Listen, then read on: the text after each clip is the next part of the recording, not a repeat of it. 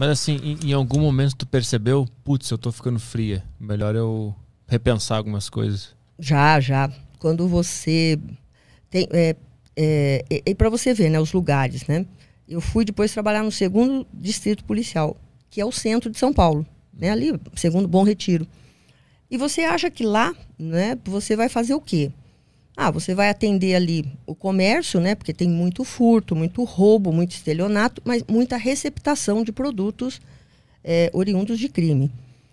Mas também tem homicídio, né? Aí as pessoas começam a matar. E aí tem uns acidentes na Marginal que são horríveis. Você tem que ir lá. Então isso esses outros, os crimes patrimoniais, né? Que diz... assim mesmo, sempre tem uma vítima que caiu, que foi enganada. Quando é uma pessoa mais velha, é uma senhora, quando é um senhor que é muito humilde, você fala, putz, o cara sacaneou, esse cara levou todo o dinheiro que ele guardou. Você não pode falar, dane-se. Porque senão você não funciona, você não trabalha. Mas assim, mas isso não afetou a minha vida, né? Assim, fora do trabalho. Eu digo, eu não fico paranoica aí, meus amigos, que eu não tenho... a polícia é a polícia, né?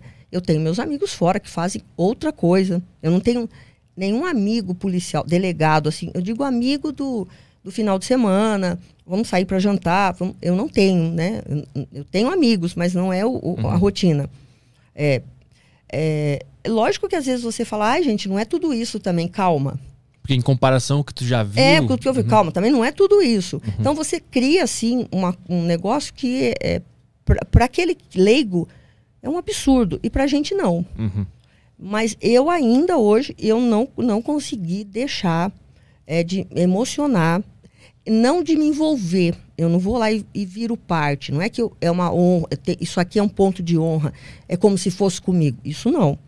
Mas eu não deixo de me emocionar quando vem a vítima, vai lá agradecer de ter prendido o cara que estuprou a filha dela. Ela sai do fundão, lá onde ela trabalha, onde ela mora, ela pega um ônibus, um metrô e vai lá para agradecer a equipe porque ela viu em um programa aí, noticiário à tarde aí, que ela ficou sabendo, ouviu na internet que a gente havia prendido.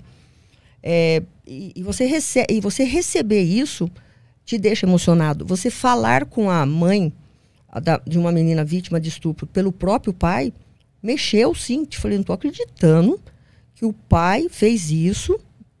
Em vez de sumir, não, ele quer voltar. Ele quer voltar e continuar o casamento, porque a menina vai isso aí é passado. Ela tem 9 anos, cara. A menina chora. A menina tem medo de você. Então, como que você não vai se envolver e falar, não, tem que achar esse cara, ele tá louco? Porque ele some um mês e depois ele começa a mandar as mensagens para a esposa, até então, né?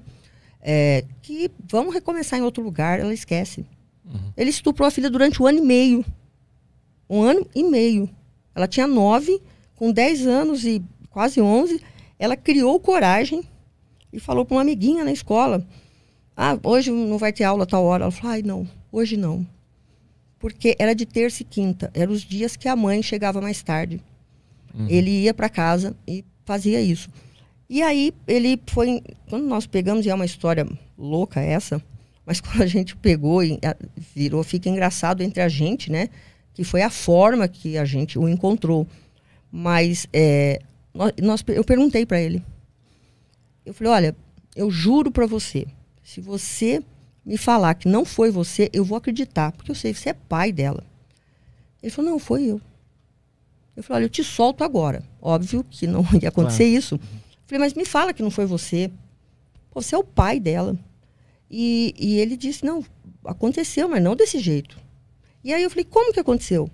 E ele falou.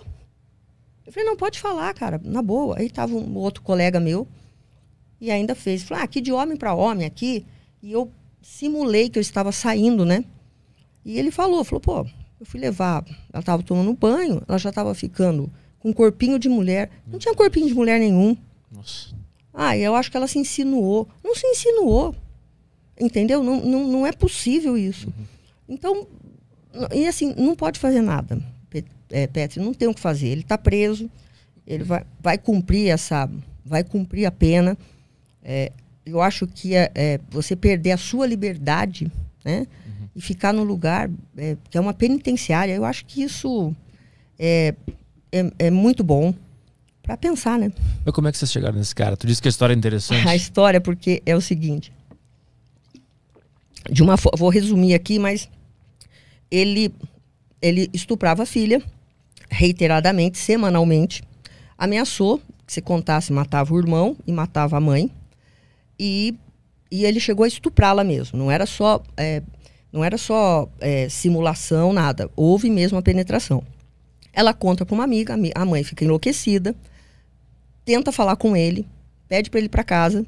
Chegou lá, ele fez um escândalo, falou que a menina era louca, que a menina queria separar os dois, que a menina era apaixonada por ele, uma história assim, louca, e some. E sumiu. Pegou as coisas dele e foi embora. Aí houve o BO, houve o exame de corpo de delito, a menina passou por psicólogo, tudo. E aí sai o mandado de prisão dele. Com o mandado de prisão, em vez, ele faz o quê? Ele começa a ligar para a esposa, né, a mãe, né, até então a atual esposa dele, que gostaria muito de falar com a filha. E ela não deixou. E ele começava a ligar cada hora de um número diferente. Até então, tinha um mandado de prisão e eu, assim, a Capturas não sabia da história, não sabia disso. Aí ela vai num programa e reclama que estava demais, que era um absurdo, que ninguém prendia esse cara, que ele voltava a ligar, que ele queria falar com a menina, que ela tinha medo, e com razão. Ele podia pegar a menina na escola, alguma coisa assim. Bom, com o mandado de prisão, nós falamos com a mãe, conversei com ela, ela foi até a divisão de capturas, me falou tudo. Eu falei, onde ele tem familiar, o que ele faz, quem é o melhor amigo dele, como que funciona. E aí, ele era motoboy, mas prestava serviço para uma empresa. Na empresa, ele sumiu. E aí nós começamos a pegar ele mudava o telefone toda hora. E aí ela foi nos passando esse número de telefone e a gente tentou rastrear esses telefones para ver de onde falava. Você não chega no lugar exato, mas você chega em um raio de 2 quilômetros aí. Bom, depois de muito tempo, nós viemos a saber que ele foi para uma cidade em Alagoas, que tinha um tio, alguma coisa assim. Quando o tio perguntou o que era, ele disse que era violência doméstica, que ele tinha brigado com a esposa, por isso ele estava dando um tempo. Aparece num programa, à tarde, essa história. Quando o tio vai pôr ele para fora e chamar a polícia, ele já tinha saído de lá. Porque isso chegou no noticiário, assim, a disfarçatez de ficar ligando para falar com a filha e pedir para voltar. Aí, conversando com ela, falei, olha, a gente vai tentar aqui falar com a mãe dele. A mãe dele tinha dado uma cobertura, falou que ok. E ainda achava mesmo, falou, deve ter, isso aí é invenção da mulher dele para prejudicá-lo e da menina. A avó, paterna. Então a gente foi falar com ela, nada. E aí nós conseguimos um número de telefone que era em Diadema. Pô, mas Diadema é grande, né? Falando com a mãe dele, ela deixou, numa conversa mesmo, assim, falando, e ela trabalhava numa escola, falando com o pessoal ali. Então, mas ela falou, ela tem vergonha, mas falou que o filho é inocente. Porque aparece a imagem dele na televisão, imagem de Facebook, de rede social. E nessa imagem que a gente tinha, uma das imagens, ele era tatuado, né, um cara branco, tatuado e cabelo raspado, cabelo e barba raspado. E todo tatuado, beleza. E ela havia comentado que isso era um absurdo, que estavam fazendo com o filho dela, não sei o quê, e que ela não ia se meter. Mas alguém lá ouve quando ela liga e fala com uma amiga que estava alugando a casa em Diadema, e o nome do cara, e a gente foi atrás dessa amiga, também não sabia nada, e a gente resolveu ver onde a amiga ia. Mas essas conversas vocês escutam? Não, a gente foi conversar com ela na escola. Entendi, ela era, ela era faxineira na escola, ou alguma merendeira. E aí falando, vocês sabem de alguma coisa? Ele já veio aqui? Ela falou, não. Ela fala que não foi ele. Mas ela ligou para alugar uma casa para ele. Entendi. Então, a senhora põe isso no papel? Lógico, mas... Ó, porque, olha, eu não quero problema, né? Aí vem, né? Todo mundo quer ver Deus, mas ninguém quer morrer. E põe fogo. Olha, ela alugou uma casa e ela falou com tal pessoa. Pô, a senhora não consegue esse telefone? Ah, eu vou ver. E aí vai, né? Aí eu vou ver o que eu posso fazer para vocês.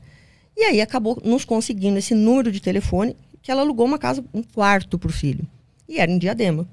Nós passamos na rua, descobrimos quem era o dono do telefone. Realmente ele aluga quartos, ele mora e tem vários quartos, assim, uma escada. E tem ali um quarto e um banheiro. E o engraçado foi que a gente foi muito lá, mas é muito grande. Mas com esse telefone, a gente fechou uma rua. Então, tem que estar aqui. E aí foi, o bom foi que ele começou a insistir em voltar com a mulher. E eu falei para ela, fala que você volta. E ela falou, eu não sei falar. Eu falei, não, manda mensagem. Que era só mensagem. E ela falou, mas não sei escrever isso que a senhora falou, assim... eu não consigo. Ela falou, é muita frieza. Eu falei, então deixa que eu escrevo. Nós ficamos 2 dias, 2 noites, porque ele fazia isso só de madrugada. Ele mandava mensagem para ela mandava para mim, eu respondia e ela mandava para ele. E eu coloquei, olha, ela vai ter que fazer terapia, mas talvez com o tempo, né? Eu não quero mais nada com você. E aí ele insistia, fez juras de amor. E então eu escrevi, porque eu já sabia que 6 horas da manhã eu ia estar lá naquele lugar. Às 2 da manhã, eu falei, olha, ok, você vai comigo para a delegacia, se entrega, a gente resolve isso e a gente volta a ser uma família feliz. Ele falou, te amo, tá bom. Então tá, eu vou falar com o advogado e amanhã você vai comigo na delegacia. Eu vou, é só você marcar o horário. Eu tinha a mensagem, a gente sabia mais ou menos que ele estava num prédio ou no outro, né? Era um dos dois, mandado de busca e apreensão, batemos lá, 5h30 da manhã, entramos e ele estava lá, deitado, outra pessoa, porque ele parou de se depilar, então ele era bem peludo mesmo, assim, uma coisa de muito pelo no peito, nas costas, e o cabelo cresceu, a barba, porque ele ia para o Paraguai, com a ajuda da mãe, e ele estava lá com uma frase na parede, Deus vê tudo. E eu coloquei embaixo, só não viu que a captura estava chegando. Né? Eu falei, só não viu que a captura estava chegando. Você está preso. E aí tem a frase lá, nossa, eu tô preso? Preso pra caralho, você tá. Sinto muito, é tudo na legalidade, não tem ninguém, sabe? Não tem que zoar o barraco de ninguém. E aí ele foi pra lá. E eu ainda achei que... Eu falei, será que ele pôs esses pelos? E aí ficou todo mundo tirando sarro em mim. Porque eu falei, ele é muito peludo. Porque eu falei, será que não é ele, né? E eu fui fazendo assim, para ver se o pelo era dele mesmo. Aquele monte de peito peludo. É que daí a esposa foi lá para agradecer. Não quis vê-lo, mas foi agradecer. A menina falou comigo. Então, era uma coisa muito presente nela. Não é que, vamos esconder. Ela acompanhava, via os áudios, o pai ligava. A avó ligava para ela. Você tem que falar com seu pai. Isso, né? Com uma menina de 10 anos. Então, ela falou que ia fazer um bolo para a equipe. Então, essas coisas marcam a gente. E a história foi essa. Eu falei, não é ele. E aparece no vídeo eu falando. Que não era. Eu falei, gente, não é ele. Porque, assim, ele raspava o cabelo. E ele tinha um cabelo preto.